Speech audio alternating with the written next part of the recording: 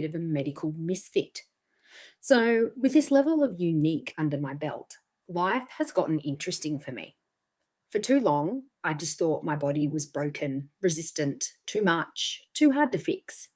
Turns out, though, the shit show of physical ailments I've lived this lifetime can mostly be attributed to a series of unfortunate events and predispositions that hid silently within my DNA, undetected, until only recently. The serious health sagas I've survived to tell the tale of feel nothing short of miraculous, remarkable, if you will, as I'm still here, no longer broken, wounded, or defeated.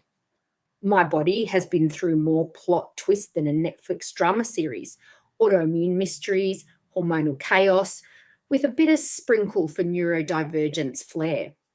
But let's rewind a minute so I can catch you up. I came into the world with what family politely called big boned. Translation: I was put on diets before I could even spell metabolism. I was that kid racing around on my bike, signing up for every sport under the sun, always active, full of energy and curious. Yet somehow, always a bit too much when it came to the numerals on the scale. Teachers whispered about developmental delays. Podiatrists poked at my flat feet, handed me orthotics, and told my parents I likely had deformed knees.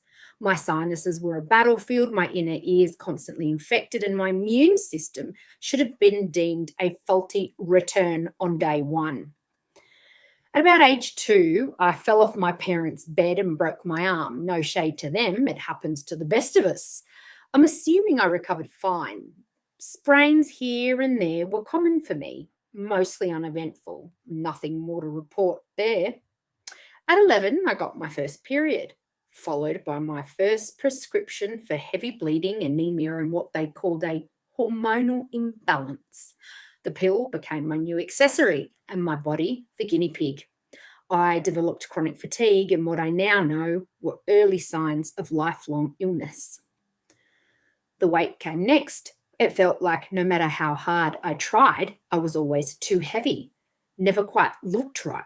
The GP decided it must be the hormones, which makes sense given I was already showing signs of endometriosis by 12. Their solution?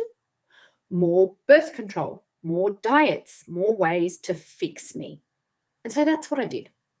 Hopping from one weight loss scheme to the next, convinced I was the problem. The mental anguish of feeling broken, different, and at fault for simply existing in my body.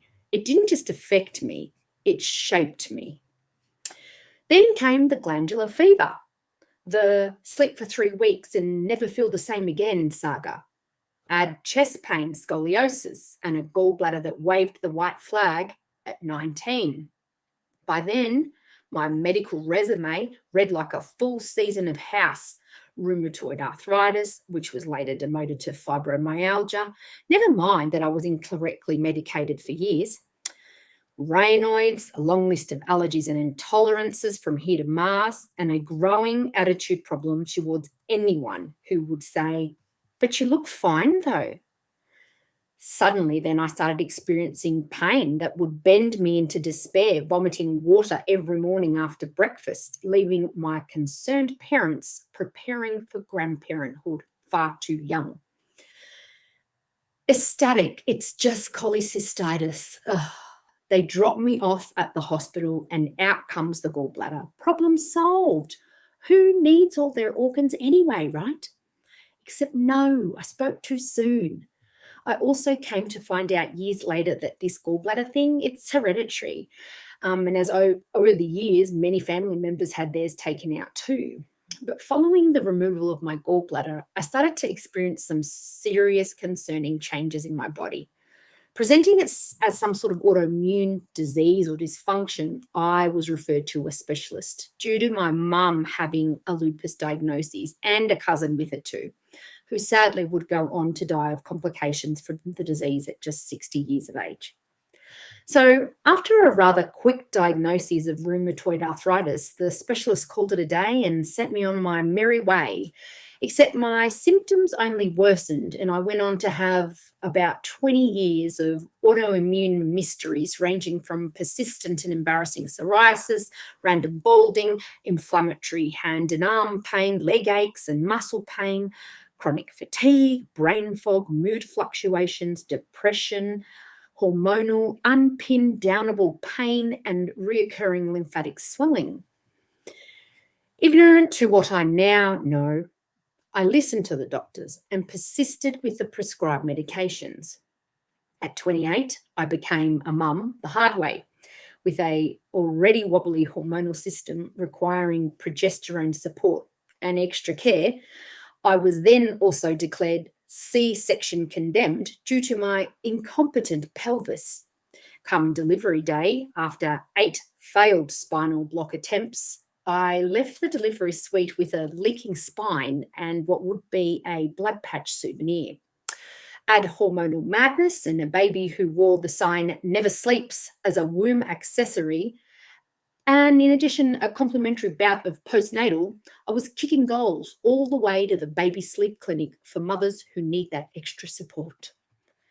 I should have already known that it wasn't going to be straightforward. And yes, I should have expected that it wasn't going to be easy the minute I asked my obstetrician for a water birth, only for her to reply, "Water births are for fish babies." But at no point did I suspect the complex chaos that was to unfold. I was unable to even get up from lying down flat for 5 days due to the lack of fluid supporting my brain, let alone feed my newborn via my own boobs, which never came to the lactation party either, by the way. Second baby, same story, only worse. The lipedema, which I didn't even know I had yet, flared so badly and quickly I barely recognised my own legs. And as if that wasn't enough, I suddenly couldn't pee properly, which had everyone wondering whether my urinary passage had been damaged during the less than ideal catheter insertion before surgery. Ouch. And surprise, I now had some medical intern kid with his finger up my bumhole with 3 other specialists, a midwife and a clinician watching from the sidelines, ensuring I hadn't inadvertently suffered a rare post-surgery complication, some equina syndrome thing, not the introductions to motherhood I had ever hoped for. By 30, I was done pretending my body was fine. My tonsils got evicted by the ENT. I dropped 10 kilos in a week. My adrenals were fried. My voice changed to sound like a man. And yet my immune system remained flatlined, as I would still get super sick, catching everything except a break. Then came the abdominoplasty, which would have been a nice mummy makeover if it wasn't for the fact I needed it for a hernia repair, which of course followed by a post-operative pulmonary embolism, aka blood clot in my left lung, because apparently I don't do simple recovery. A few years later, they found the adenomyosis, and endometriosis that had been making my periods feel like medieval torture. And yet another condition I had no idea I had. So a hysterectomy at 33 was it, which, to be fair, did alleviate the symptoms. So after being internally evacuated, they decided to keep the ovaries because who doesn't love a little hormonal encore? I came up for air momentarily, only to jump straight under the knife again, this time a gastric sleeve, because doctors thought, "You're just fat, mate," which I'd be lying if I said I was against, because I wasn't. And I was just as convinced as all the others that my health issues would somehow miraculously disappear in a puff of smoke after I lost a shit ton of weight. How wrong they got it. I lost 45 kilos, gained a DVT in my right leg this time, and a good portion of the weight back over time. But it turns out I wasn't overeating. It was lipedema and lymphedema. Stage 3 by the time they took me seriously and diagnosed me at 40. And the loose skin, I hear you say? Yup, back to the operating table for that too, except it was more like a scary episode of Botched and less like the hot girl summer I had hoped for. Somewhere between the surgeries, the clots, the antidepressants, the anticoagulants, I was diagnosed with ADHD and autism at 37. And suddenly my whole life made sense. The sensory overwhelm, the burnout, the overthinking, the empathy hangovers. My brain wasn't broken, it was just wired for a different dimension. And despite all the opinions floating around about ADHD meds, for me, they were life changing. It was like my brain finally got glasses.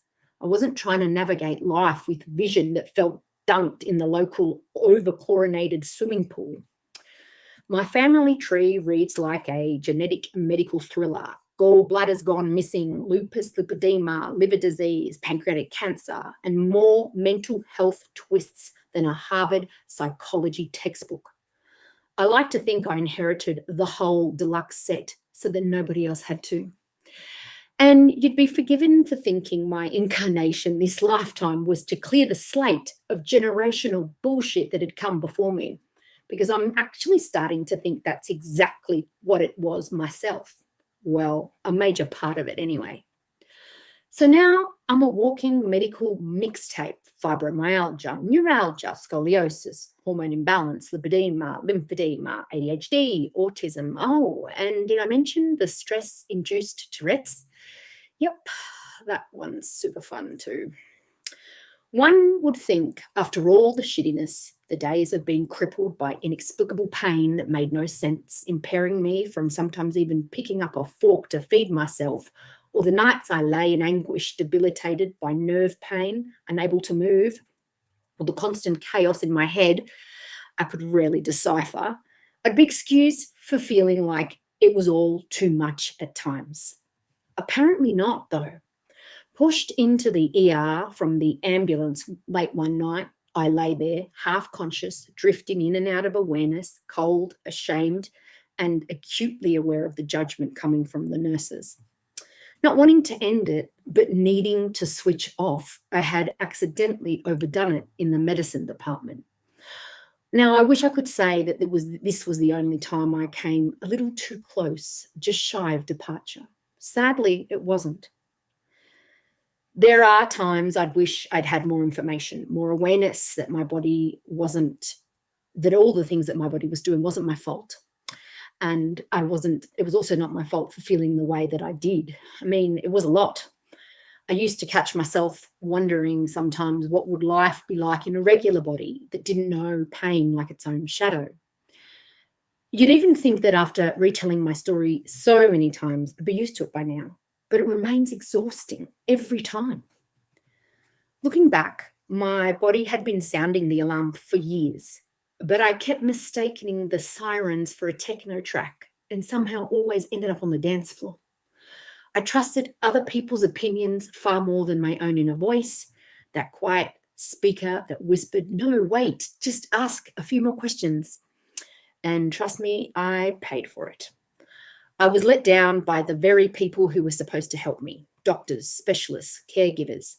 Their oversights, lazy single-mindedness, and sometimes unintentional ignorance left me unseen, unheard, misdiagnosed, and dismissed. I did get mad. I got angry, furious, actually. After years of misdiagnoses and even being left undiagnosed, who wouldn't be? In some cases, I even tried reporting the negligence and incompetence, but it went nowhere. I learnt the hard way that the systems built to protect patients often end up protecting practitioners instead. And so eventually I had to let it go, and not because justice didn't matter, but because I saw what it was costing me. You can't heal while constantly fighting to be heard by institutions designed not to listen. So I stopped chasing accountability and started reclaiming my energy one truth at a time. And bit by bit, surprisingly, a path forward began to appear. And while I do have more definitive answers now, it remains a miracle that I'm still here. The soul-destroying shit shows I've survived could fill volumes. And not knowing what was wrong with me while being failed by those I trusted to find out became a prison of shame that offered no answers, No justification, just confusion over why my body refused to work the way it was supposed to. Now, that's just the physical stuff. We'll save the mental health sagas for another episode. Like the time I was incorrectly diagnosed with bipolar and medicated by a psychiatrist who had me on 5 different drugs, zombied out to my eyeballs, all while charging me $500 an hour because she didn't believe in ADHD. I have endured more pain than I've ever thought possible, pushed past breaking point, patched up and pushed again. Every scar is part of my body's beautiful landscape, a reminder of what I've survived. These days, though, I'm learning to listen instead of fight. I treat my body with patience and love, grateful for her strength, her movement, and the vessel that still carries me through every wild, beautiful adventure earthside. My body has been my greatest teacher, unpredictable, inconvenient, and occasionally hilarious. She has forced me to slow down, pay attention, and advocate like my life depends on it, because sometimes it did. If resilience had a postcode, I'd live there. And if survival were an aesthetic, I'd be sparkle in pink glam and still alive. Because guess what? I still am.